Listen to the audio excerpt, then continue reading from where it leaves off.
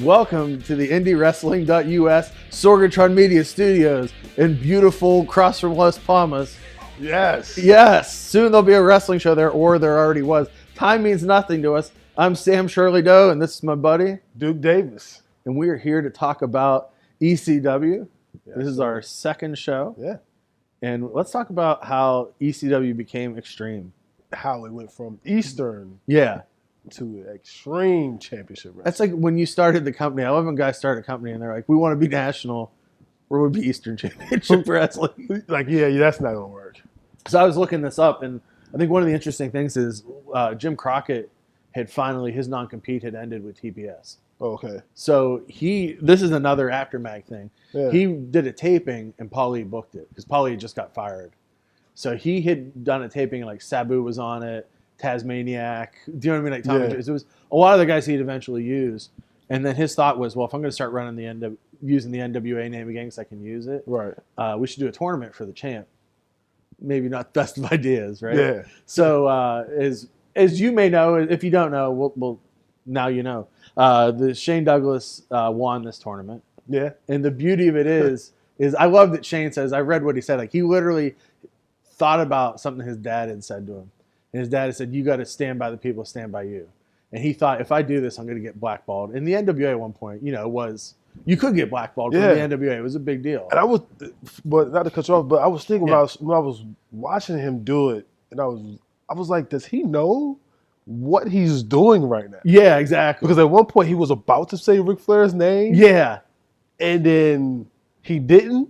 Yeah. But then he came back and said his name. Oh, yeah. So it was just like, oh, he knows now. I'm wondering if almost like it's one of those things like, when you're fired up about something, you're like, I better not say this. Yeah. And then you've knocked down a couple doors. And you're like, hold on, let me come back to this. Yeah. It's like when you get in a fight with your girl and you're like, I don't want to say anything about the dishes. That never comes up in my marriage. But like, I'm not going to say nothing about the dishes. And then it happened with my last marriage. And I was like, you know what? You never do fucking dishes. And it was like pure fucking anger. It was like pure rage. That's probably what he was like. He's like, I'm not going to say anything about Ric Flair. Right. Like, Ric Flair was cool. And he's like, you know what?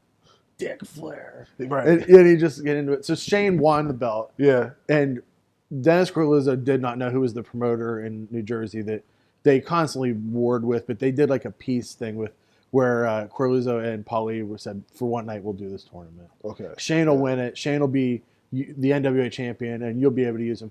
Corluzzo started complaining right away because his worry was, the NWA promoters, even though there weren't, this is what's weird about the NWA post, like when it meant something post WWE. Yeah. Like the NWA president ran the dates for the guys. So it was always for different territories. It was like a fight to get Flair or a fight to get whoever the champ was. They thought that was what was going to happen again with Shane.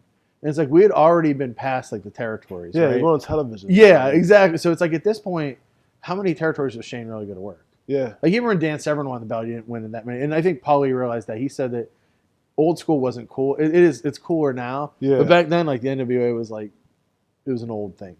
And the ECW was going to be something brand new. So like Todd Gordon and Paulie and a few other people talked to Shane. And I guess they're the only ones who knew this was going to happen. Okay. So I guess like I have to go back and watch it. But Shane said, Dad, this one's for you before he did. Like that's what he wants up. This one's for you, Dad. Yeah, exactly. Yeah. And and you think, well, is he saying that about winning the belt? No. He's saying that for the shit he's about to say, which is crazy. Yeah, because when you see it, because if you've never watched this, you please do yourself a service. Go back and watch this. Yeah. Just search for it anywhere.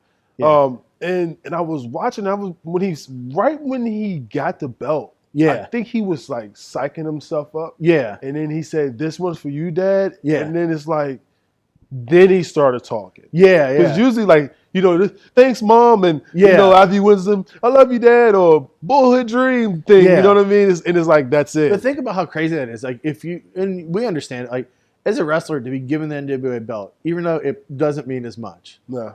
At one point, the lineage of that belt is really important. It means a lot. It means a lot. So to be given that, and this is what the beauty of ECW is, to be given that belt and to drink Paulie's Kool-Aid to the point where this is an unproven place that runs a couple shows in a building in Philly. Right. To throw down this belt, and be like, fuck this belt in front of the entire world. That's pretty ballsy. And it was because it was built up. I remember, there's a backtrack a little bit. I was watching Dean Malenko's promo. Yeah. I think he was the only one that did a promo for it. He just did a promo. It was just like, wow, he really wants to, because he was talking about his fathers and where he trained at. He's coming from living that life into his family. Yeah. Right. So that, that kind of old school mentality, bring it to the new school. But like watching him thinking like, man, when he throws this belt down, knowing that he's going to throw the belt down, like when he throws his belt down, everything that just happened is about to change. And that's what's crazy about it, because to me it was like the other belts, the WCW belt, once it lost that NWA lineage, was kind of like a little different. Yeah. The WWE belt is like, And it's like, to me, like that's what made the ECW belt so cool to me, where it was like, it made it like, instantly made it a world title, instantly made it something important. Yeah. And I think the only person that could have done that at that stage was Shane. Yeah. Especially how they built it. Yeah. Couldn't been. I looked at it, I was like, that couldn't have been anyone else. And it's like, it's funny because like he was the guy that could talk. And I think the best role he's ever had in his career is the franchise. Yeah. Like he went other places and he did other things.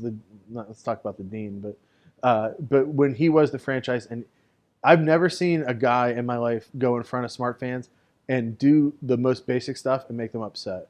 And this jumps way ahead in Shane's life, but when he did the feud with the Pit Bulls and he grabbed the halo and shook it, I was there that night and people wanted to kill him. And every single one of those fans should have known.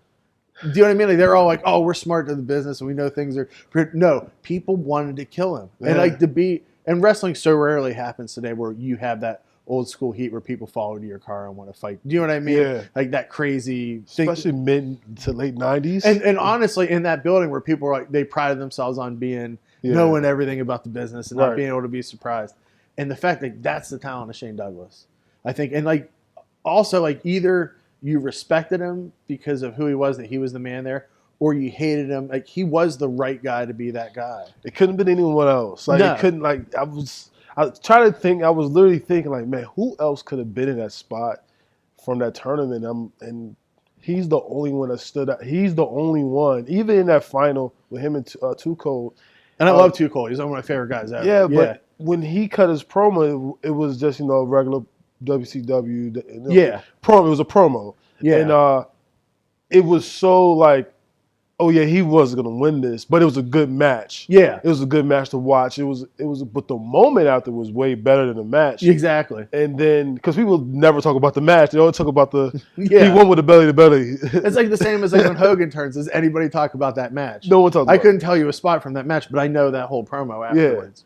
Yeah. Like, so when he cut the promo, even, like, I think Too Cold was kind of like, cut off because he came back in and grabbed the mic from him and cut another promo. But I guess Paulie was like, yeah, we're cutting his mic because we don't want none of this to run. This is the most important thing right now. Yeah, they cut the mic and then they was chanting ECW. And I think that moment, like you see that moment on the beginning of the TV every time. Yeah. And it's like that. And then you go right from that into the night the line was crossed and doing the three-way dance with Sabu and Terry and him. And those are the only three guys that could do that match. Yeah. And I think there had been triangle matches in wrestling before, but not that kind of match in that time where you had three guys that were all, nobody could really lose. Do you know what I mean? Yeah. And then it's like, it's just amazing to me, like in a world where there were two major companies where so many guys were locked up, Paulie was able to take these guys either that weren't wanted or people didn't know how good they were, or like Shane had gotten over as like a wrestler, and like he's from Beaver Falls, so like, he taught in my high school, and like so everybody kind of knew about him growing up, right? Yeah. And like he was in WCW for a good chunk, and then he did like teamed with Mark Jannetty for a bit, and he did some things in WWF, and you're like, yeah, it's cool. He's going to be somebody someday. Right. But then you never, if you watched all his past stuff, nothing ever clued you in of who he was going to be. Yeah. That he was this like next generation, pretty much the next generation Ric Flair is what I look at him as. Do you know what I mean? Yeah, especially with the microphone. The microphone and like also like just the pure hate. And then when you put Francine with him, it's like the stuff of him and Francine in the hot tub and him laughing about stuff. Like almost that laugh was it's just so like it says heel. Yeah. It says it's not $1 million like Ted DiBiase has a great laugh. Yeah. You know, Jim Neidhart. Yeah. You know. But Shane is and especially I think whenever I get on the mic, I really try hard not to be the franchise. Yeah. But the whole like shut Like all the Shane Douglas isms, you'll see it sometimes. You ever see me do a promo? Yeah. Like, it's gonna happen sometime. We're in a ring, and I'll do it. Like, oh man, those being franchised because it's so ingrained in my head. Where it's like, cut my music, and then and you know what I mean, and just the anger and the rage and the way that he puts it together. What I love about it is like this is a guy that's talented, and this is a guy that's been held back, and from here on out, he does not give a shit about what anybody has to say. Like he is going to prove that he is the man. I'm gonna prove it here, and he's going to prove it here, and he's going to carry this company on his back to being something new and different, which is cool because the interesting thing to me about him is if you think of who is the ECW wrestler, like Sabu to me is ECW, right? Yeah. But Shane doesn't wrestle that style. Like he can do hardcore and he can brawl and stuff, but he could also work Tully Blanchard in a match and have a good scientific match. Yeah. Like he's like a real, and that to me, that's what a champ is.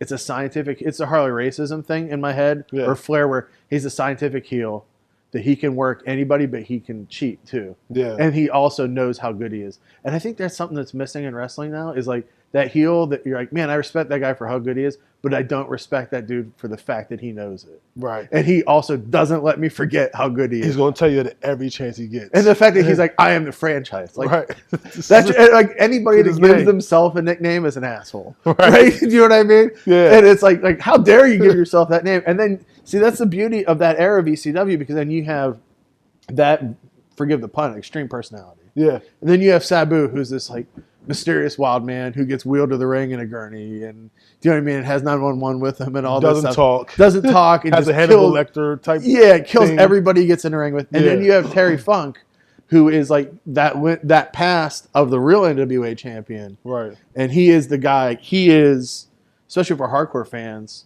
the big deal. Yeah. Like when he was in WWF when I was a kid, other kids didn't realize because they would erase whoever you were before that, right? You come in like Dory Funk was Haas.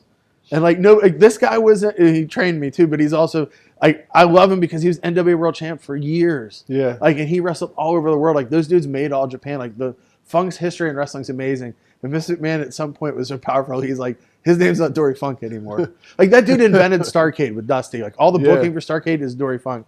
Suddenly he's Haas and he doesn't mean anything, right? And it's like so to me when I was a kid, that was the great injustice is when you're stuck watching Terry Funk wrestle these mid-card matches and occasionally put over Hogan. Yeah. And like in your head, you're like, I would constantly tell kids Terry Funk is the greatest wrestler ever and never got a chance to prove it. Then ECW finally, it was like everybody that was late to the game. Do you know what I mean? You can now for years I was like saying Terry Funk is the greatest wrestler ever. They're like, who, that dude from Roadhouse? No, Terry Funk is the greatest wrestler ever. And then like finally people are like, oh yeah, man, that dude's awesome. He does moonsaults and he's in his 50s. Like that's not why he's great. But then like you put him into these matches and then like that's the beauty of it. So you have these three guys. Yeah. And then there's almost this other wave ready to come in after him. You have Taz and you have Sandman finally getting the gimmick that makes him Sandman. And then you have Tommy and you have Raven. And it's like there's so many personalities at one point in ECW. And this is, I don't think any, like I like Ring of Honor, but don't like them for this reason. There are so many personalities in ECW that you constantly wonder, like, what happens if Taz and Sandman have a feud? What are those matches like? Yeah. But also, what's that personality and why are they in this feud? In the same way, like, Raven and Taz maybe isn't as good of a match, but Raven and Sabu might be cool. Yeah. Do you know what I mean? And it's like there were so many strong personalities there, and the ring work really wasn't as important. It was like kind of like, but it was more about who are these people and what are their stories and how do they get involved? They're interesting. They're super interesting. Like even after like we talked before, like when the show's over, like I told you, me and my cousin stayed up extra 2 hours. We stayed up literally extra 2 hours all night and just talked about it. Not to mention trying to recreate the spots that we saw. You know what I mean? Like we did so. I was doing like dumb stuff, like getting hit each other with like laundry hampers. We didn't want to kill each other. We would hit each other with laundry hampers and doing like garbage can over the head, drop kick, stuff like that. But 2 hours after the show's over, we're literally up because we just need to know what happened, and we can't wait till the next. I think there is no part of me now with wrestling outside of like maybe big tournaments or pay-per-views where I have that feeling as I can't wait till the next show. Yeah. Maybe for shows we work on, I feel like that. Mm-hmm. And I hope that people get into that with the shows we wrestle on. Yeah. But like that feeling of like, I can't wait till next ECW. Yeah. To watch it on TV and I don't want to miss it, or to go to the live show. And there's this like excitement for the show to start.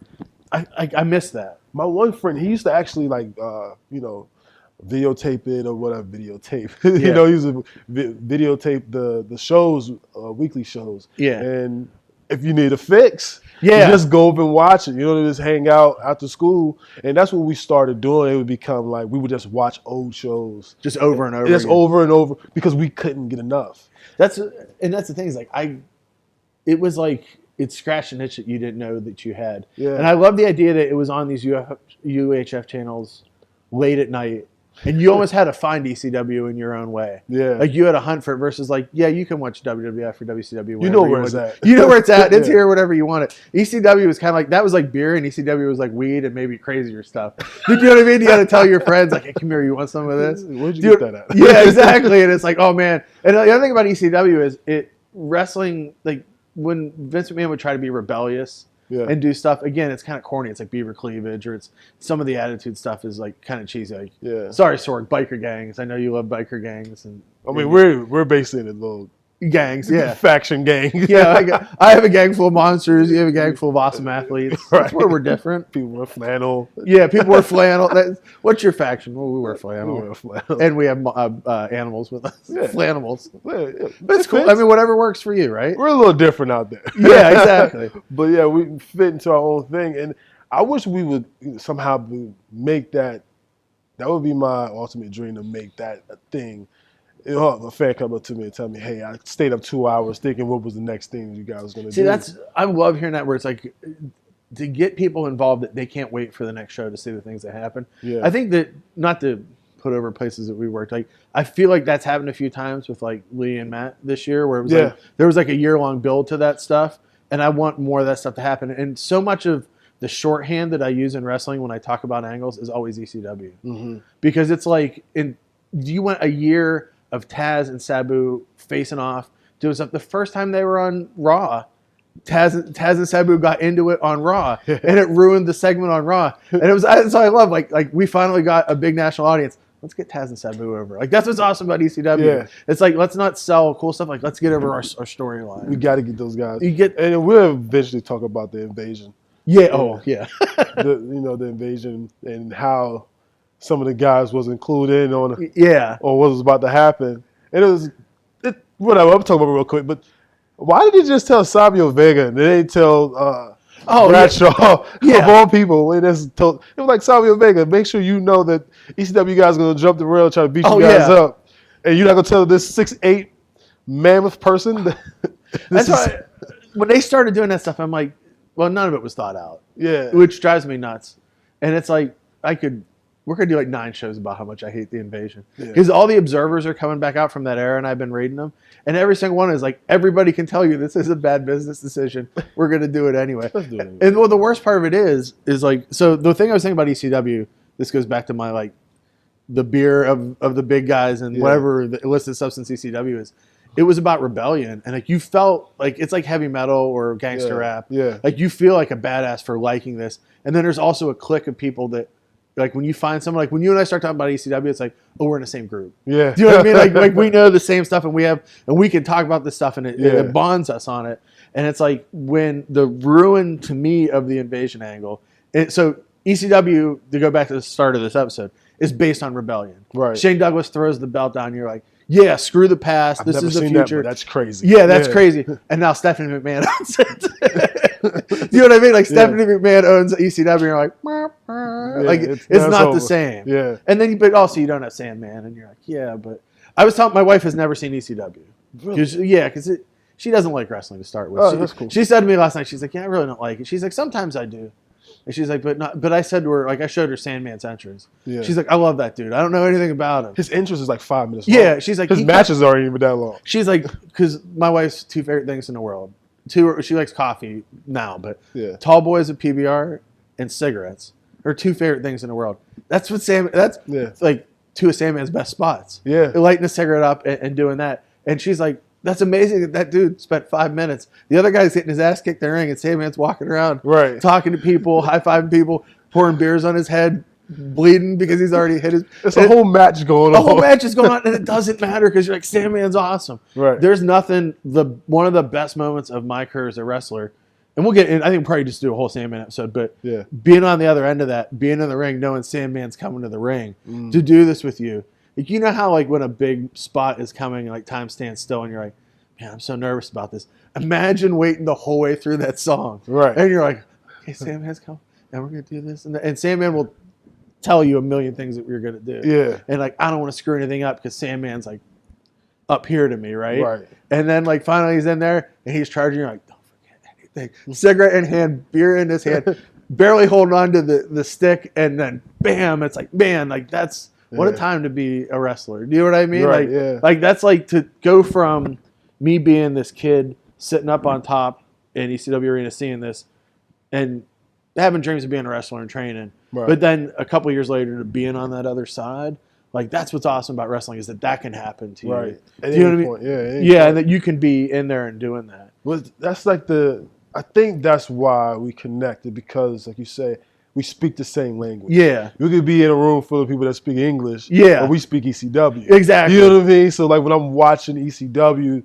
even when I'm sitting at home, I'm like, I should text Doe and just see. Yeah. Just see like if you remember this spot or something like that. And I just remember watching, like, I remember the feeling of, man, like this is Extreme. Yeah. And they filmed their, I don't know if this started overnight. Yeah. Even their advertising for the T-shirts were different. Their promos, the commercials were different, how they filmed it. Do you remember the shirt that just said, "It's not for everyone" on the back? Yeah. And it's like every one of their shirts was like ECF and W, and it was all like, the thing I love about their stuff is like I try to wear a wrestling shirt night that like I always try to wear a wrestling shirt. Yeah. So like your guys' shirts. Yeah. Because it's like you could wear that shirt and be like, oh, that's a cool shirt. Yeah. Instead of like a WWE shirt, it's like a guy like and like his autograph underneath it. And like, this finisher move. And this finisher is like, and it says, I don't get laid across it. Right. You know what I mean? It's not like a metal shirt. An ECW shirt's like, oh man, that shirt's amazing. Like the Sandman shirt that Haru did, my buddy did with him holding it looks like the beer. Yeah. It's the greatest shirt ever.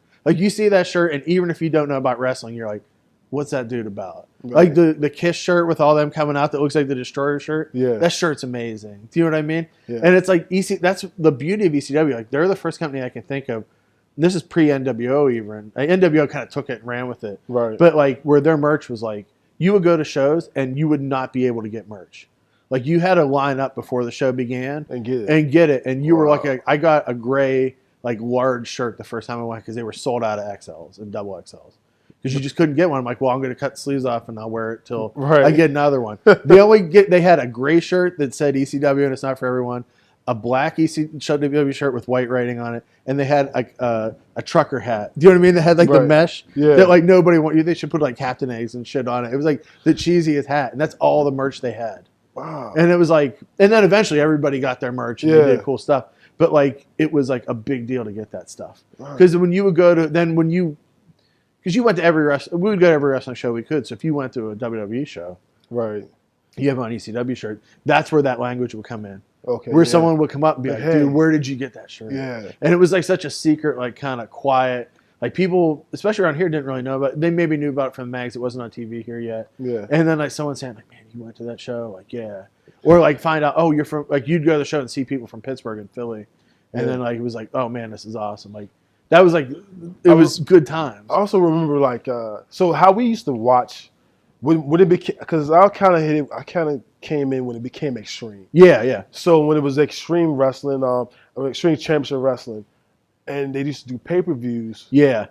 Even when they had like, shows, like sometimes their live show would come on television. Yeah. I guess Paulie had a situation he could just put the live show on television sometimes, whatever. Yeah. But I remember the pay-per-views. My first time wrestling pay-per-view was watching it through a scrambled. Oh yeah, that's how much I love ECW. Like I was like, I don't know how I'm gonna watch it because I can't get pay-per-view. So I watched it through like the scramble. Oh, just scrambled lines. So you can hear it and see what was going on. I can hear it. And that's beauty enough. I can hear the finish because you want to see it so bad. Yeah, I don't think you could get high def anything now. Yeah, and you're like, But that's the crazy thing about the first pay-per-view is they had literally like 10 seconds left of the feed before they went off. Like they almost didn't get the finish on TV. And that's amazing though. Yeah. That in itself is amazing that they made it in time because that was an awesome moment.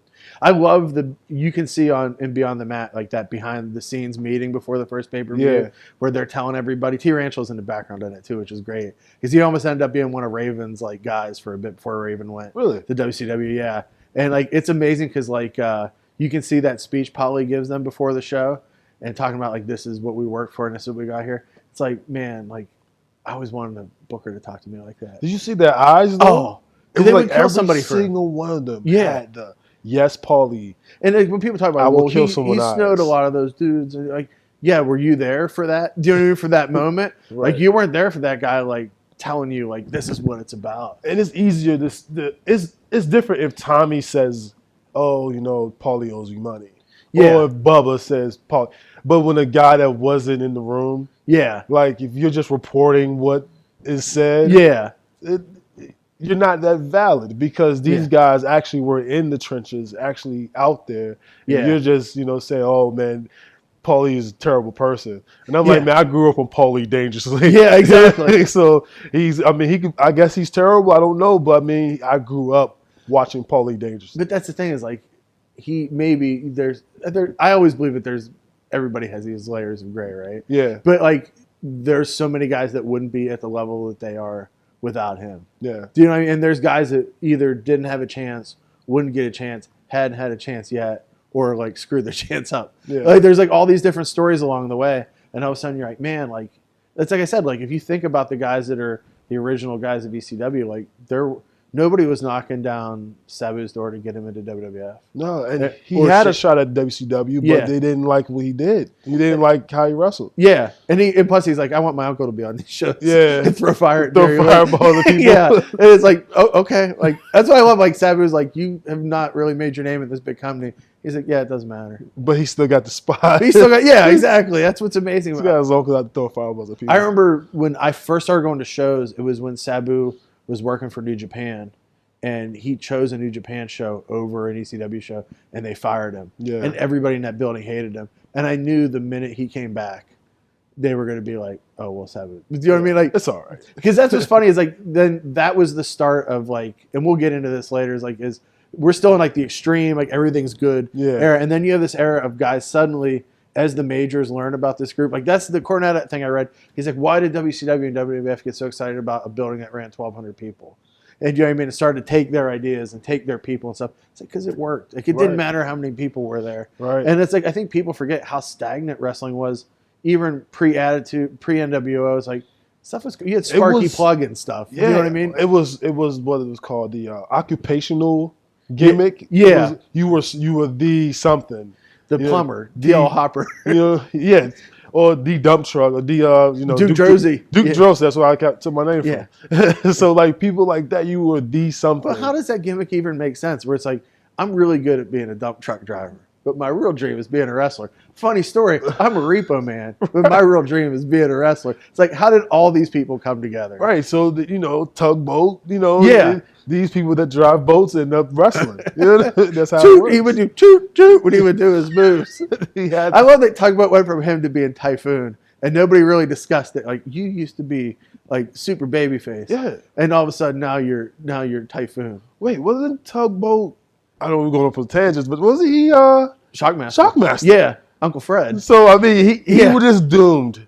Yeah, he was just doomed. My brother calls him Uncle Fred because there's an interview with Cody Rhodes. And Cody said whenever they were watching Clash of the Champions at his mom's house, and when Shockmaster came out, all the kids in his neighborhood were screaming. And when he fell forward, he goes, "Oh my God, it's Uncle Fred," because it's his uncle. It's Dusty's son-in-law. So we just call Shockmaster Uncle Fred, like to this day. But I think that's what's cool about ECW. Yeah. Like, it's like, instead of it being an occupational gimmick, what's Sabu's gimmick? He's a killing machine. Like, that's his gimmick. What's Taz's gimmick? He's a suplex master. It's very simple gimmicks, right? Yeah. We didn't get into, like, there's guys like Van Damme too. That's like the next level. And then like Dreamer became like the Extreme. He started out as a pretty boy. Yeah. And to be honest, like he was a pretty boy, but he was this big jacked up guy. Yeah. But like he became ECW's guy. I always look at him as there's certain guys in a company that become the guy for that company. Yeah. And it's like they're the avatar of that company, where I always tell guys that are babies this, people in the crowd want to see you as them in the ring. Yeah. That you are their hopes and dreams in the ring, and that's kind of what Tommy became. Mm-hmm. But it took him a long time to get there. They beat him up. Oh, dude, the angle where Sandman keeps caning him, where he lost the 10 cane. Do you know what I mean? That match, and he's like, "Thank you, sir. May I have another?" Like that whole thing. That angle's awesome. That was actually that was at the beginning of the show. With the one you watched, when Shane threw down the belt. Yeah. So like and it's funny because before that it was really heavy caning. Yeah. And then like when that whole angle, it kind of like along with Shane throwing down the belt, put them in the extreme category because it wasn't a such thing as extreme category. And people were already Singapore cane was such a big deal because that kid got caught. Yeah, the kid got caught. And the last thing I'll say about this, because we're running out of time, we'll say this time and time again. We'll probably do like a whole women of ECW thing. When Woman was with Sandman, it's the same thing as like, there were other pretty girls in wrestling, but Woman was just scary. But there was something awesome about her. It was her eyes. Yeah. Oh, dude, those eyes. She's my all-time favorite wrestling woman because it was like there's just something like. You also know that if you get with her, probably your house is going to get burned down. Right. She's got like the left eye of ECW, maybe. Left eye of ECW. She's going to burn down your place, and like all your friends are going to hate you. But it's like, was it worth it for that time? But it was perfect because they didn't rush themselves. To get to where they were going. It felt like Puerto Rico is a lot like that in their booking, where it would take 6 months for an angle. And old wrestling's the same way. Yeah. Where it takes a long time versus now it's like, hey, the angle's over. Right. We've already blown it off on TV. Well, unlike the angles on television, we're going to take our time here. Yeah. So stay ready.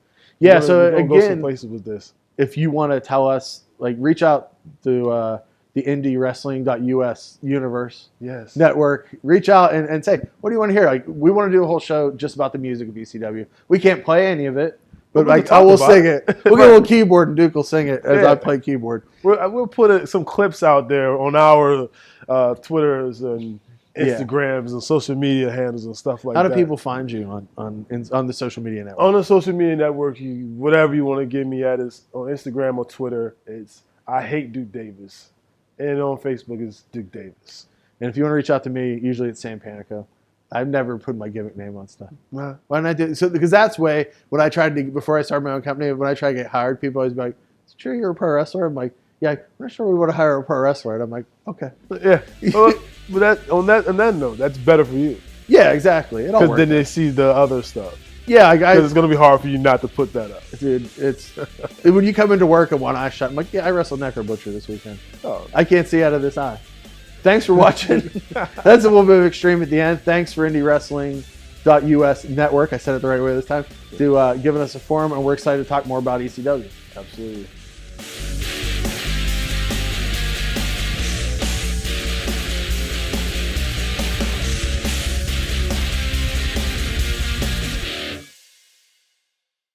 Sidekick Media Services. We are your sidekick in business for social media, video production, and more. Find out more at sidekickmediaservices.com.